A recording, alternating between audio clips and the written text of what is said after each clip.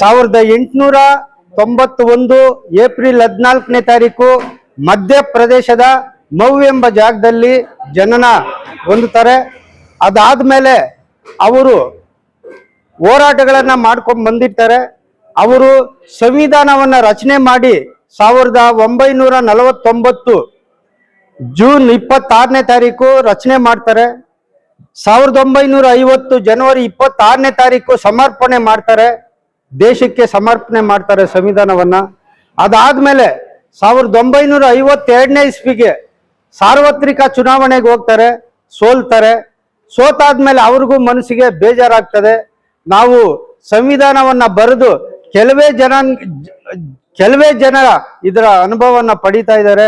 ಅನಕ್ಷರಸ್ಥರಿಗೆ ನಾನು ಬರೆದಂತ ಸಂವಿಧಾನದಲ್ಲಿ ಉಪಯೋಗ ಆಗ್ಲಿಲ್ಲ ಅನ್ನೋ ಒಂದು ಕೊರಗಿರ್ತದೆ. ಅದಾದ್ಮೇಲೆ 1956ರಲ್ಲಿ ಅವರು ಡಿಸೆಂಬರ್ 6ನೇ ತಾರೀಕು ಮರಣ ಹೊಂದುತ್ತಾರೆ. ಇದ್ರ ಮಧ್ಯೆ ಅವರಿಗೆ ಸಂವಿಧಾನ ಬರೆದ್ರು ಸಹ ಅವರು ಬರೀ 6 ವರ್ಷ ಸಂವಿಧಾನ ಹೆಂಗೆ ನಡೀತಾ ಇದೆ ಅನ್ನೋದನ್ನ ನೋಡಿ ಅವರು ಮನಸ್ಸಿಗೆ ನೆಮ್ಮದಿನೂ ಸಿಗ್ಲಿಲ್ಲ. ಅವರು ಇನ್ನೂ ಸಂವಿಧಾನ ಒಳ್ಳೆ ರೀತಿನಲ್ಲಿ ಹೋಗಿದ್ರೆ ಅವ್ರು ಇನ್ನೂ 16 ವರ್ಷಗಳ ಕಾಲ ಬದುಕೋರು ಅಂತ ಆಶಯ ನಮ್ಗಿದೆ. ಆದ್ರಿಂದ ಅವರು ಕೊನೆ ಉಸಿರು 1956 ಡಿಸೆಂಬರ್ 6ನೇ ತಾರೀಕು ಮರಣ ಹೊಂದುತ್ತಾರೆ. ಇಷ್ಟರ ಮಧ್ಯೆ ಏನೇನ್ ಆಗಿದೆ ಅನ್ನೋದನ್ನ ಜನ ಎಲ್ಲ ತಿಳ್ಕೊಂಡಿದ್ದಾರೆ. ಇತ್ತೀಚೆಗೆ ಮಹಾನಾಯಕ ಧಾರಾವಾಹಿ ಅನ್ನೋದನ್ನ ಪ್ರಸಾರ ಮಾಡಿದ್ದಕ್ಕೆ ಮನೆ ಮನೆಗೂ ಮಾತಾದಂತ ಅಂಬೇಡ್ಕರ್. ಅದಕ್ಕಿಂತ ಮುಂಚೆ ಅಂಬೇಡ್ಕರ್ ಅಂದ್ರೆ ಒಂದು ರೀತಿ ಮನೋಭಾವ ಇತ್ತು.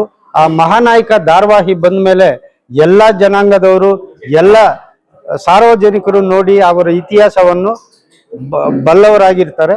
ಆದ್ರಿಂದ ಇವತ್ತು 135ನೇ ಜಯಂತ್ಯೋತ್ಸವವನ್ನು ಆಚರಣೆ ಮಾಡಿದ್ದೀವಿ. ಅದೇ ರೀತಿ ಜಗಜೀವನ್ ರಾಮ್ ಅವರ 119ನೇ ಜಯಂತಿಯನ್ನು ನಾವು ಹೊಸಕೋಟೆ ನಗರದ ಬಿಜೆಪಿ ಕಚೇರಿಯಲ್ಲಿ ವಿಜೃಂಭಣೆಯಿಂದ ಆಚರಣೆ ಮಾಡಿದ್ದೀವಿ.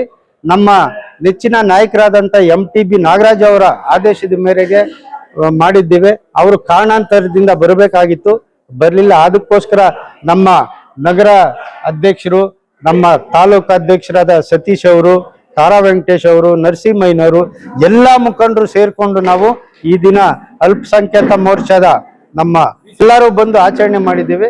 ಎಲ್ಲರಿಗೂ ಧನ್ಯವಾದ ಹೇಳುತ್ತಾ ನನ್ನೊಂದು 2 ಮಾತನ್ನ ಮುಗಿಸ್ತೇನೆ.